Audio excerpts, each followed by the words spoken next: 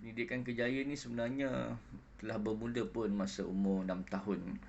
Sebab tu kalau kita ada pengalaman masa umur 6 tahun kita tadika kan, ada prasekolah, maka kita telah didedahkan sebenarnya dengan kejaya-kejaya sebagai seorang guru, kejaya apa yang ada kat situ, polis, mungkin ada doktor gigi datang kan. Itu pun sebenarnya telah kita, murid-murid telah didedahkan ataupun kita ni kanak-kanak tersebut telah ada impian untuk menjadi seseorang yang signifikan dengan dia.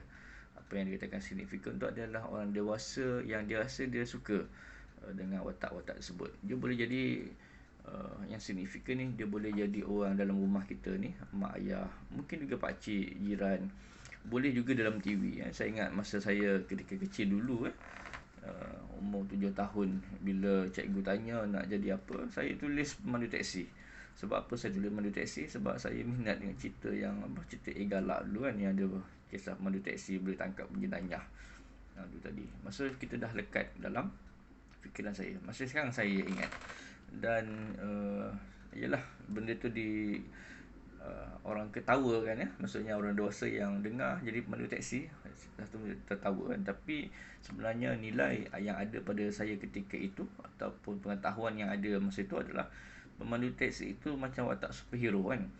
Jadi kanak-kanak masa ketika itu akan cenderung kepada siapa yang dekat dengan dia, maka dia akan rasa itulah watak hero dan dia nak jadi orang seperti itu. Okey. Itu awalnya, maksudnya berfantasi. Dia perasan dah mula bangun tengok TV, dia perasan kan. Sebab tu kita suka tengok umur kanak-kanak tu, siapa-siapa pun, termasuklah saya ni dulu, kita suka tengok cerita Ultraman, kita suka Spiderman, Ultraman Taruh, Ultraman S, Gaban, apa lagi, apa nama tu, Suria Baja Hitam. Itu zaman-zaman saya kanak-kanak ketika itulah.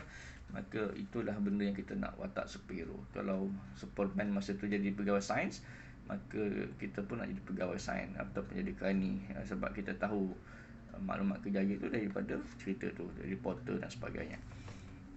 Okey, kemudian selepas lebih kurang 6 tahun sampailah alam 11 tahun saya fikir, umur darjah 5, maka mungkin kanak-kanak ni sudah mula ada orang kata sedikit peningkatan dari segi kognitifnya ataupun dari segi fikirannya, maklumat mungkin dah banyak sikit. Maka kat situlah kita dah boleh mula untuk beri ruang kepada murid-murid ni untuk dia menunjukkan untuk yang kata peringkat percubaan. Percubaan kat sini adalah untuk dia try diri dia boleh suit tak dengan pekerjaan yang dipilih tersebut. Contohnya kalau pekerjaan itu memerlukan fizikal punya orang kata keperluan, seperti nak jadi seorang pemain sukan profesional, bola sepak profesional, maka dia akan masuk melibatkan diri daripada bola sepak, tenis, badminton, rugby dan sebagainya. Itu adalah proses mereka orang kata trial ataupun mencuba. Sebab tu sekolah ni bagus, dia banyak aktiviti. Sebab tu Kementerian Pendidikan kita nak educate pelajar-pelajar ni dari segi kepimpinan, nak melatih dari segi mungkin ada sikap sukarelawan, suka membantu orang, suka buat kerja-kerja gotong royong, suka kemasyarakatan. Kita juga ada subjek kelab, persatuan sains, teknikal, sains matematik, sains engineering, sains reka cipta, alam sekitar, banyak lagi lah, pengakap, BBSM. Semua tu adalah orang kata percubaan-percubaan ataupun trial untuk murid-murid ini dia mencuba untuk supaya dia boleh suit ataupun sesuai ataupun bersedia dengan pekerjaan yang dipilih pada masa hadapan lah. Ataupun ciri-ciri yang dia ada ni, dia ready untuk masa depan dia. Jadi sebab itulah saya syorkan kepada ibu bapa dan guru-guru, berikan galakan, berikan sokongan kepada anak-anak supaya mereka nak sertai program-program kurikulum di peringkat sekolah, sama ada sekolah rendah ataupun sekolah menengah. Okey, bila mereka dah peringkat cuba untuk menggunakan semua ruang-ruang yang ada tu, platform-platform yang ada, pertandingan, Kalau tak pertandingan pun dilalui lah proses-proses persatuan tersebut, maka akhirnya nanti mereka akan satu tahap bila dah tingkatan 3 ataupun tingkatan 4 macam tu, mereka sudah mula ada satu lagi peringkat yang seterusnya, iaitu dia akan menilai. Dia mula akan berfikir nak kerja apa. Maksudnya kerja tu bukan kerja dari segi nama saja, tetapi mereka sudah mula memikirkan untuk nak mungkin pekerjaan yang dipilih tu berasaskan popular, ataupun boleh jadi mungkin lifestyle kan, nampak kaya, nampak banyak duit, ataupun untuk dilihat sebagai seorang profesional, untuk dipandang tinggi masyarakat, ataupun mungkin dia pun dapat maklumat, lumayannya gajinya, seronoknya boleh travel, boleh pergi ke luar negara, seronoknya mungkin waktu cuti yang banyak. Contohnya lah jadi cikgu kan, yang mereka faham adalah cuti yang banyak, yang tu maklumat yang sedia ada. Okey, jadi mesti itulah kita boleh bincangkan dengan anak-anak pelajar kita ataupun anak-anak kita lah di rumah tentang nilai bila dia buat keputusan tersebut.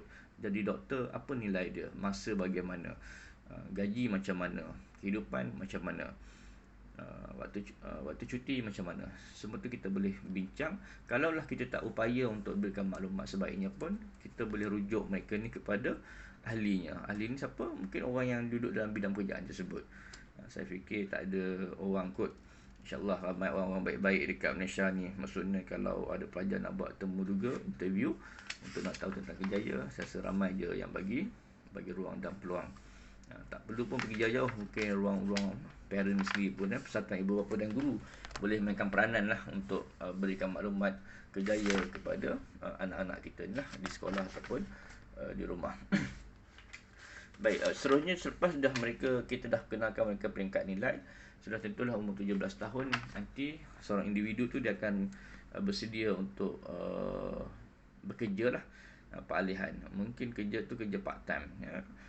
Mungkin sementara menunggu peperiksaan SPM tu, kerja dengan Grab rider, mungkin jadi Grab, kerja dekat Food Panda, macam-macam dah sekarang ni kan, dalam Move dan sebagainya, ataupun kerja di Giant sebagai sales man ataupun cashier, ataupun sebagai pekerja kontrak, ataupun tolong mak ayah berniaga. Semua tak ada proses peralihan.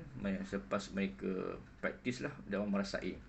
Tapi ada juga pelajar yang mungkin dah cepat daripada tu, maksudnya masa dah tingkatan 4 lagi je dah kerja car wash, kerja part time lah untuk menampung kehidupan dia, ataupun dia memang nak cari duit untuk belanja sekolah dia, ataupun untuk dia nak bayai kenderaan lah, beli motosikal dan sebagainya. Jadi mereka dah dapat peralihan tersebut. Jadi sudah merasai, dan sampailah satu masa nanti, insyaAllah kalaulah betul susunannya, maksudnya sampai SPM, keputusan yang bagus dalam SPM, sambung belajar sekurang-kurangnya peringkat diploma, sama ada di TVET di bahagian kemahiran, ataupun di peringkat profesional buat diploma di mana universiti awam ataupun universiti swasta. Mereka sudah memiliki sijil, insyaAllah menjadi seorang yang mungkin separa profesional ataupun profesional. Maka kat situlah realistiknya pekerjaan tersebut. Maksudnya itulah realiti akhirnya mereka akan masai. Inilah pilihan yang ada, dan mereka perlu sesuaikan dirilah dengan kerja yang dipilih, dan akhirnya kena accept dan menerima pekerjaan tersebut lah. InsyaAllah saya rasa cukup sekadar ini. Kita akan bincangkan tajuk berkaitan dengan kerjaya pada masa-masa yang akan datang, insyaAllah. Okey, sekian, terima kasih.